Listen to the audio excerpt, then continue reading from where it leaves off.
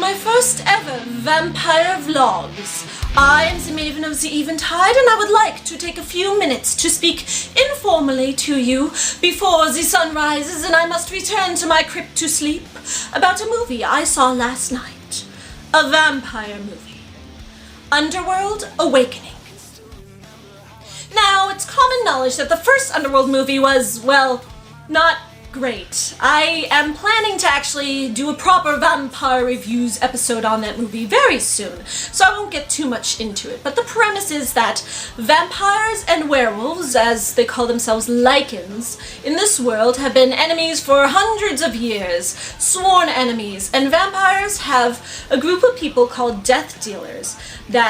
Their job is to eliminate all the Lycans and basically brutally slaughter every werewolf they come across. And our main protagonist, Celine, is one of these death dealers, probably the best death dealer in the world. And she falls in love with a human who is then bitten by a werewolf, but turns out he's the first ever hybrid, so he is bitten by a vampire, now he's both. And there's struggles, there's betrayals, there's political intrigue, and they defeat the bad guys and they win. The second Underworld movie is, well, it was just boring. I mean, it's on a much smaller scale than the first Underworld movie. It's where the first Underworld movie was this big war between the vampires and the Lycans. The second one is Celine and Michael, her hybrid boyfriend, fighting off the very first vampire, very first werewolf, and their father. And it's a much smaller scale. It takes place in a much smaller area, and it feels much more intimate almost, which isn't bad, it just wasn't good. The third Underworld movie is a prequel, and if you haven't seen it, you're missing absolutely nothing. We won't even talk about that. So the fourth Underworld movie, after these prior experiences, I was expecting it to be awful. That, and it got a 28% Rotten Tomatoes rating, and the critics were panning it, and so I went to this with the lowest possible expectations, and I was pleasantly surprised. I'm not going to say it was a good movie, but it was enjoyable. I walked out of the theater saying that was decent. Who knew? The main problems with this movie and the series as a whole have always been the plot, the story, the characters, the dialogue. So as action films, as far as action goes, pretty solid. In Underworld 2, pretty stupid. But in Underworld 4, the action was amazing. And the movie was 10% plot and story and characters and dialogue and 90% action. So I get the feeling that the creators decided to work with their strengths, and they turned out a decent movie from it. If you don't care about plot or story or action or characters or dialogue. Action! And it was in 3D, and the 3D was used well. Something else that really surprised me. 3D I usually hate. You hate it, I hate it, everyone hates 3D. It gives me a headache, it gives you a headache. But it didn't this time. I think this is the first movie I've ever seen in 3D that didn't leave me rubbing my temples. It served the movie well. It wasn't overused. There are a few instances where the whip is coming at you in the screen and, things are coming forward, but the most of it was just really there to add a depth to the movie and provide that sort of looking into a comic book panel feel.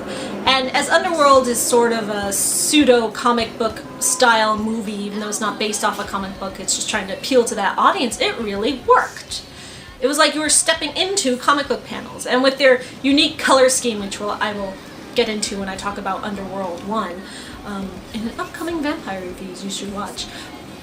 It worked in this movie, and the 3D helped. So, bonus points. Action, 3D, good. Story, plot, characters, dialogue, fail. So, let me talk about that. So let me say right off the bat here that there will be spoils. In fact, I will probably spoil the entire movie for you, so if that bothers you, I'm sorry. Movie starts out shortly after Underworld 2 finishes with Michael and Celine living a happy life, supposedly. We don't actually see that, but then humans discover that vampires and Lycans exist, and so they must escape. Humans are doing a purge. They're killing all the vampires and Lycans they can find, just going around the world, slaughtering them all. Except for Celine. She, being the badassiest badass ever, is able to slaughter all the humans. And I think this is probably the first real time that we see Celine wantonly murder human after human after human. Yes, these humans are trying to kill her, but they're cops doing their job. They aren't bad guys. And as a death dealer, yes, she's supposed to randomly, wantonly slaughter Lycans willy-nilly, which they're her sworn enemies, sure, but these are just cops. And she just slaughters them. In the opening sequence of the movie, I couldn't even count how many humans she just murdered. And I'm just thinking, how are we supposed to identify with this character? How are we supposed to find her likable? How are we supposed to think of her as the good guy? And I think maybe she's not the good guy anymore. Maybe this movie is Celine gone bad, Celine gone wrong. But no, she's still the good guy. And it was a cool action sequence, nice to watch, but my heart was bleeding for those poor soldiers' wives at home. And that's the other thing, that they're all men. Every person she kills is a man. And not that I want to see women die, but it's just the way they build her up as being okay doing this is because she only kills men. That's my theory anyway. So it's okay for a woman being hunted by a man to brutally murder these men, maybe. I'll get to that a little bit more later. So she's escaping, but gets caught. She and Michael get caught by these scientists, and they put her frozen in their laboratory for 12 years. 12 years later, she wakes up. Underworld Awakening. She wakes up finding out that another person in the lab has also escaped and helped her escape, and she keeps seeing through this person's eyes. She assumes it's Michael, so she goes off to find this person. Turns out it's not Michael. Turns out Subject 2 is her daughter, who she apparently was pregnant with before she got put into ice, gestated and gave birth to while in ice, and then was taken from her, and this daughter was raised, and she's growing, even though she's the daughter of a vampire and a half vampire, half werewolf. She's growing up, and she's now 12 years old. And I thought that was kind of cool, because it's kind of got that Sleeping Beauty horror fairy tale-esque quality to it. She had no idea that she had this daughter. She woke up, she's there, and she's kind of a lot like the daughter from Twilight, except also with werewolf, and that I don't know. This girl is played by a 17-year-old playing a 12-year-old, so maybe she ages more quickly. So Celine is chasing after her daughter, finds her, and she meets up with this other vampire who is a good vampire. He's hunting her and she thinks he's bad, turns out he's good. And this guy, David, is a saint. He can do no wrong, he has no flaws. And immediately he's set up as, this is going to be her new love interest. And I wanted to take the movie's throat and throttle it, because they can't just, if the actor playing Michael can't come back, just gonna throw a new love interest for us. Celine's epic Romeo and Juliet, undying love. And now we've got this guy, so... But they tricked me, because later on, he dies. And it was awesome. I thought, movie? You got me, movie. You got me. You made me all angry thinking that you were just going to toss a new love interest at Celine with this perfect, saintly, flawless man, vampire. And then he dies. And I kind of like that. But then, she brings him back to life. So this guy, David, takes her to his secret vampire coven lair. He fights with his father, who doesn't like Celine, to bring her there, to help her, saying, we should fight. There are Lycans on the loose. They weren't extinct after all. We should fight the Lycans, and you just want us to hide. Your old ways are wrong, father, and we should be like Celine and use her to teach us to fight. And I have all the right ideas, and I'm never wrong, and my father is wrong. And he's just perfect and he has no flaws and he puts the welfare of others before himself. He's like first to go in and fight the Lycans and then he dies like a martyr and then he comes back to life. He's Jesus. This guy is Jesus. And so let me backtrack a little bit. He takes Celine and her daughter, Subject 2, whose name is Eve in the credits, but they never really call her that in the movie. She just call her Subject 2, which I thought was kind of cool. It's like a child without a name. They take her to Secret Vampire Coven, and there, Eve, Subject 2, is recovering, and the father, played by Charles Dance.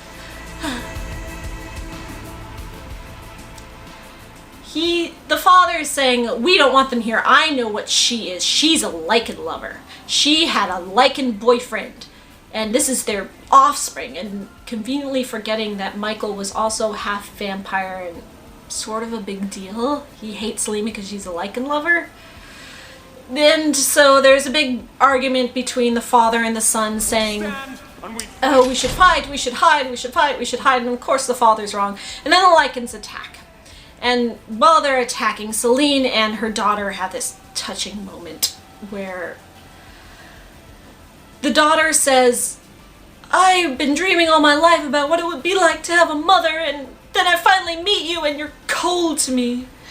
And Celine says, I'm not cold to you. I just found out my boyfriend was dead. I'm heartbroken.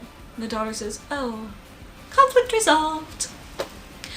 My question is how does this little girl even know what a mother is? How does she know where she came from? Were they raising her in the science lab saying, here's what a normal childhood lifetime should be like, and that's what you're missing out on? Isn't that sad? If they were doing that to her, if they were teaching her what normal families were like, just to show her what she didn't have when she was being experimented on all her youth, that's kind of awful. I mean, maybe that's what they were doing. They're just awful scientists. Well, they are awful scientists. I'll get to them in a minute.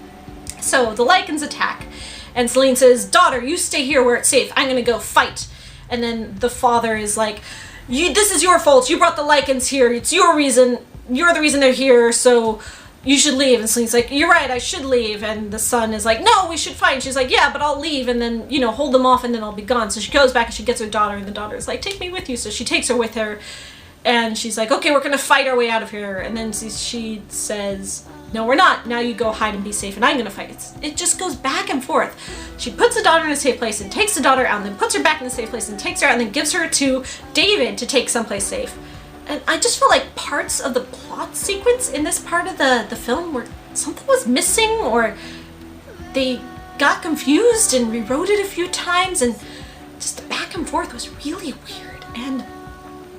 But the fight scene with the Lycans coming in it's great, because you think it's humans attacking the Coven.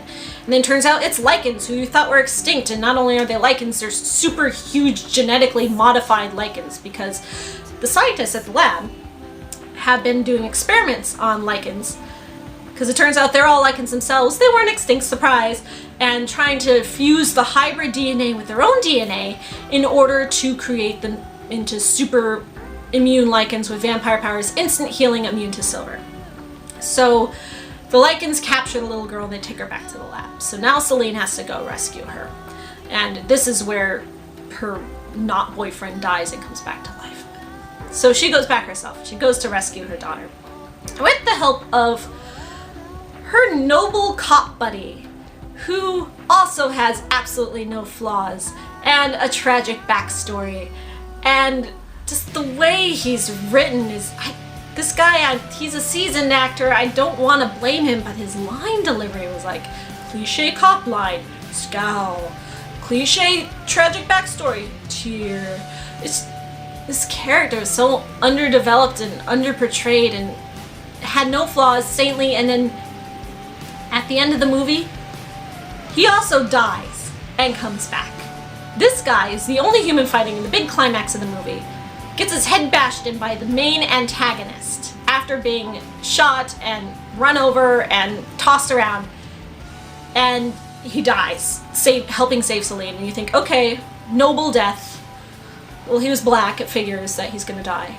But then after all the big fight scenes, he just pushes himself back up and he's okay. And he says, I'll hold him off, you get out of here. Why does this movie have two Jesus figures? Okay, backtracking.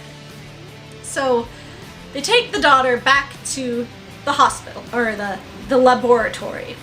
And the main scientist, played by Stephen Ray, who was a vampire in Interview with a Vampire and is now playing a werewolf Lycan in Underworld. How the mighty have fallen. Stephen, why? He has been experimenting on his own son, who is also a Lycan, with the DNA of the hybrid child, and this is where it hit me. That Underworld, not just this movie, but the entire series, is vampires versus werewolves and their daddy issues. Think about it. In the first Underworld movie, it was all about Celine's father figure and his betrayal and her loss of her family and how her parental figure and her issues. And in the second movie, it's Alexander Corvinus and his two sons and their daddy issues and his failure as a father. And in Underworld 4, you've got the vampire father who thinks they should hide and the rebellious son who thinks they should fight. And then you have the evil mad scientist werewolf father who wants to experiment on his son, and his son who's just a dope and goes along with it and rolls over and takes it. And there's the issue with Celine and her daughters. There's a little bit of the mommy issues, but there's really not many female relationships in these movies at all. It's daddy issues. And when this hit me, I just have to wonder, is Underworld as a franchise a brilliant examination on generation-wise parental issues in this modern times as we're growing up and rebelling against family norms? This is philosophy. This is metaphysics. This is... Wow, Underworld. I never knew. Think about it. So anyway, in the laboratory, Celine goes in with her noble cop buddy to try to rescue her daughter, and when she's in there, she kicks a bunch of ass, action sequence after action sequence, slaughtering people left and right, murdering everyone. Still don't like her, still don't care about her because she said 12 words this entire movie, which is probably for the best because the dialogue, like I said. While she's killing all these people, they are all, again, all men. The only woman that I could tell that died in this movie was the human woman who was killed by Quint, the Lycan son, the human woman who had raised Subject to as her own daughter, who is entirely sympathetic. This woman is also a saint. Yes, she's doing science that's evil, but she thinks it's noble, so she doesn't realize this. So the only other woman in the movie murdered like a saint. And just the dynamic between men and women in this franchise is just fascinating to explore. I won't go any more into it because I'm kind of rambling at this point, but think about it. All these men murdered humans, vampires, Lycans, and the only woman killed is a human.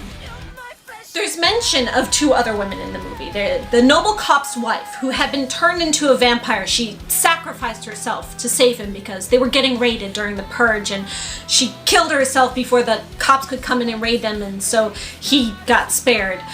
And then there's the mention of the mother of the werewolf boy, who's a man. This 35-year-old man. His father's injecting him with the serum. And the guy says, "I wish Mom was here to see this." And then the father says, "She left us. She rejected us. She chose not to be a Lycan. We're better off without her. I have a tragic backstory too. I am also bitter, and she was an evil woman who left me." But it turns out he's the bad guy anyway, so this woman who left him, who rejected his evil Lycan injecting ways, also a saint. The wife of the cop who killed herself after being turned into a vampire, also a saint. The mother figure of Subject to, also a saint. All these noble martyrs of women really make Celine look awful. But of course it's okay, because Celine would never harm a woman, and maybe I'm taking this too far.